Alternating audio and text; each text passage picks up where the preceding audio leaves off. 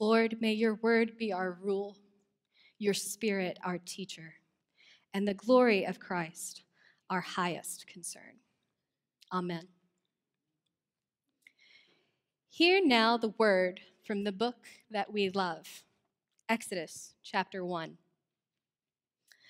These are the names of the sons of Israel who went down into Egypt with Jacob, each with his family: Reuben and Simeon, Levi and Judah, Issachar, Zebulun and Benjamin, Dan and Naphtali, Gad and Asher, and Joseph, who was already in Egypt. But Joseph and all of his brothers and all of that generation eventually died. But the Israelites were exceedingly fruitful. They multiplied greatly and they increased in numbers and became so numerous that the land was full of them. And then a new king, who did not know Joseph, came to power in Egypt. Look, he said to the Egyptians, the Israelites have become far too numerous. Come, we must deal shrewdly with them, or they will become even more numerous. And if war breaks out, they will join our enemies, fight against us, and leave the land. And so they put slave masters over them to oppress them with forced labor. And they built Pithom and Ramses as store cities for Pharaoh. But the more they were oppressed, the more they multiplied and spread. And the Egyptians came to dread the Israelites. They worked them even more ruthlessly. They made their lives bitter with harsh labor in brick and mortar, and with all sorts of work in the fields. In their harsh labor, the Egyptians worked them ruthlessly. And then the king of Egypt said to the Hebrew midwives, whose names were Shiphrah and Puah, when you are helping the Hebrew women during childbirth on the stool, if you see that the baby is a boy, kill him. But if it is a girl, you may let her live. The midwives, however, feared God, and they did not do what the king of Egypt had told them to do. They let the boys live. And so the king summoned them again and said, "Why have you done this? Why do you allow the boys to live?" And the midwives answered Pharaoh, "Hebrew women are not like Egyptian women. They are vigorous and give birth before the midwives arrive." And so God was kind to the midwives, and the people increased and became even more fruitful. This is the word of the Lord. Thanks be to God. We started our series last week. Dan opened us up with the story of Leah and Rachel and the two wives of Jacob who were they're in competition with one another to see who can give Jacob more sons, right? And we heard those sons' names listed at the very beginning of our text as they go down into Egypt. And in Egypt, they become even more fruitful, right? This somewhat dysfunctional family that we started with has become a nation, a chosen race, Exodus calls them. And God had told Abraham first, and then he repeated it to Jacob, that this was going to happen. This is the first part of the covenant. It's being fulfilled. Offspring as numerous as the stars in the sky. Unfortunately, the Israelites are still waiting on the second part of the covenant, right? They desire their own homeland because currently they are in Egypt, where they are strangers and outcasts. And when a Pharaoh comes to power who did not know Joseph, they become slaves. And this oppressed race is forced to do hard labor. Pharaoh devises a complete system to control them by harsh taskmasters in an effort to keep this people under his thumb. And so those of us who are familiar with the story are really ready for what comes next, right? this dark story of slavery and oppression, we are ready for Moses. We are ready for burning bushes and plagues and pillars of fire and the parting of seas and everything that makes Exodus loud and big and exciting and dramatic. Because we love it. We love it when, just as the story seems hopeless because God's people are weary and beaten down, God remembers his people. He shows up. He delivers them through Moses and commands Pharaoh, "Let my people go." It's exciting, right? I get excited. It's a rush. There is a reason that the Exodus story is one of the most common biblical stories that Hollywood keeps trying to put up on screens, right? With varying results, I grant you. But can you really blame them? Like, it's exciting. But before we get there, there's this little story. It's just 5 verses, and we skip it all the time. Chapter 1, we are ready for Moses and baskets and rivers. And we forget Shiphrah and Puah. This little story about Hebrew midwives. And so this morning, I really want us to think about why we remember their names. Because we don't remember Pharaoh's name.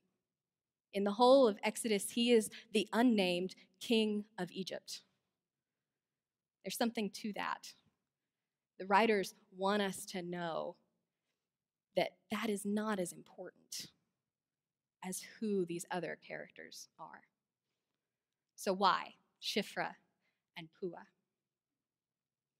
Unsatisfied with having enslaved the Israelites, our unnamed king of Egypt decides to step up his racial pogrom all the way to genocide. He hatches this plan that will reduce the population of the Israelites and summons the midwives. Shiphrah and Puah appear before Pharaoh and are ordered to kill every male child born in the Israelites' camp. Okay, so before we go on, does anybody else find that a little bit strange? Because I would think if you wanted to do something to decrease a population of a people, you would do something to the female children, right? Little biology thing. Getting rid of the men is really just reducing what Pharaoh has made his free labor source. This is a hint. It shows you already that Pharaoh has devalued the Hebrew women in his mind. He doesn't even think that they're worth fussing over. And he expects that these 2 Hebrew women, who he has summoned, they will carry out his orders, right? Because they're just pawns for him to move around, powerless and unimportant. And he's about to learn differently, which is just as exciting as the Moses story, in my opinion anyway. Can you imagine what these women are thinking and feeling? Shiphrah and Puah are just these 2 lowly Hebrew midwives, and they've now been summoned in front of the king of Egypt, who I think they would probably be more comfortable if he didn't even have any idea who they were. And now they're appearing in the court of a man who has caused their people so much suffering.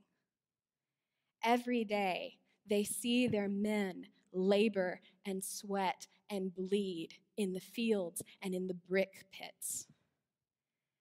Every day, they see their women labor and sweat and bleed, working to bring new life into the world.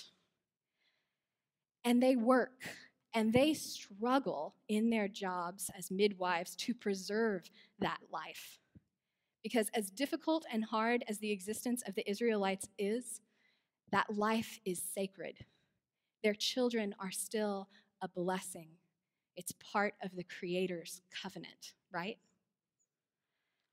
And as hard as that is, they continue their work. every day.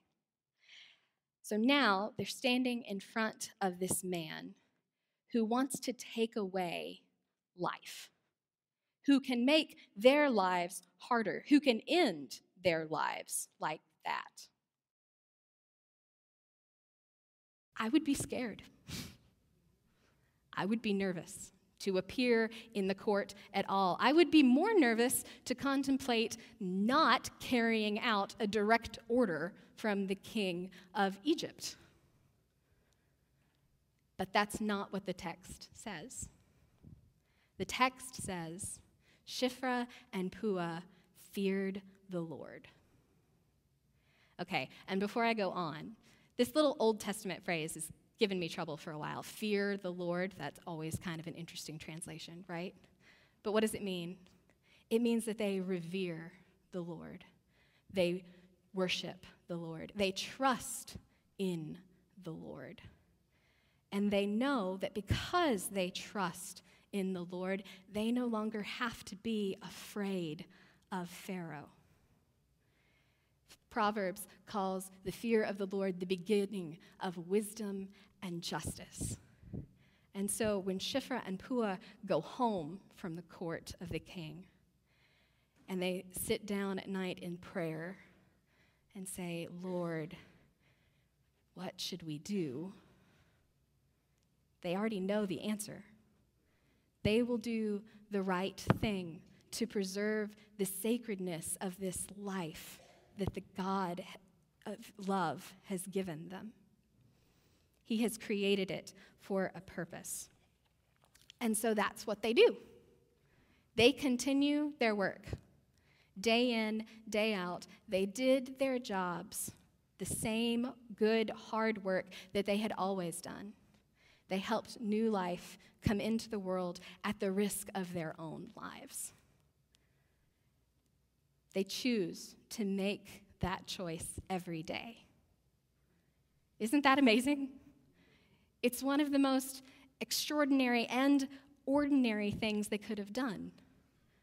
They don't actually do anything differently, right? They're just faithful to what they had already been doing. And because of that, they're about to bring about a great change. And of course, Pharaoh notices that the order wasn't carried out. There are still more Hebrew sons being born all the time. And these Hebrew daughters, who he had regarded as insignificant, are the ones who are defying him. So he calls them in again. And he asks them, why have you allowed the boys to live? And what do they say? Well, Hebrew women are a lot like Egyptian women. You know, they are strong, and they give birth before we can even get there. This is one of those places where the Bible is actually really funny, and I don't want you to miss it, so go ahead, laugh. It's good. They're not afraid of Pharaoh anymore. They're coming in, and they're making a joke at his expense because his Egyptian women are not even as strong as the Hebrew women he has dismissed. Shiphrah and Puah are not inconsequential. God uses their creative act of civil disobedience to continue to strengthen and grow his people. They are the ones that Pharaoh least expected to be a threat. And they are who God chooses to begin the saving of his people. It turns out that Shiphrah and Puah are not powerless pawns. They are ordinary, but they were faithful. They are women who do their daily work with an eye toward wisdom and justice. They are stage setters in the great drama of the Exodus that's about to unfold, right? Before Moses becomes the deliverer of Israel, Shiphrah and Puah deliver the nation's children. In fact, chances are pretty good that they might well have had something to do with ensuring that Moses makes it all the way to the river basket. We remember Shiphrah and Puah, as two faithful women who feared the Lord.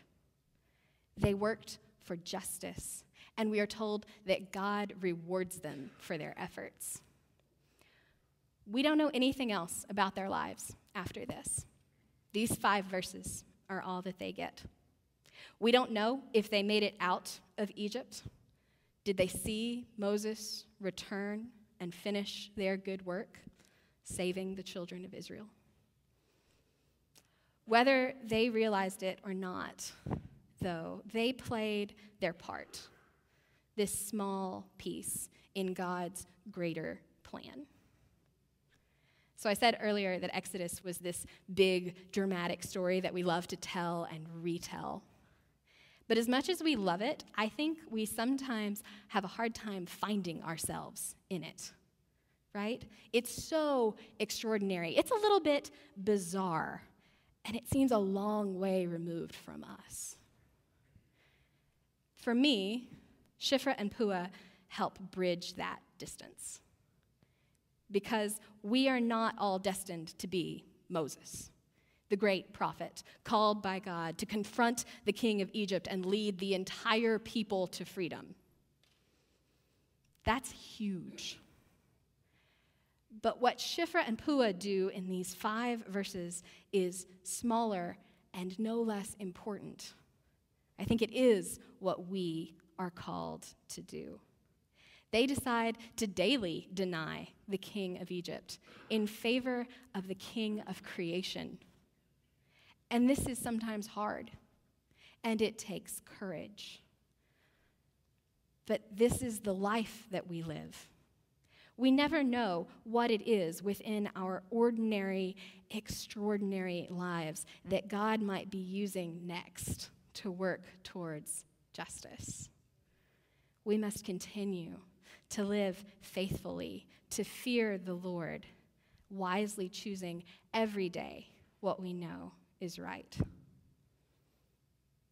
So as the band comes back up, as we finish with our closing song, I invite you to listen to the words of this song. It may be not quite as familiar, but it is telling this story again. It's telling the story of a different woman, actually, of Mary, the mother of Jesus, someone else who has to make this small decision to live faithfully, to be part of the bigger plan setting God's stage. I'd like to invite you to take a few minutes to think and to pray about how God might be using you today, this week, every day in your lives where you already are, to bring justice and life into the world. Because it looks different for every person in the room. God has blessed us with different gifts and different paths, right? I loved what Pat read this morning in our prayer. One of my seminary professors is always like, we can't all be Mother Teresa. And that's true.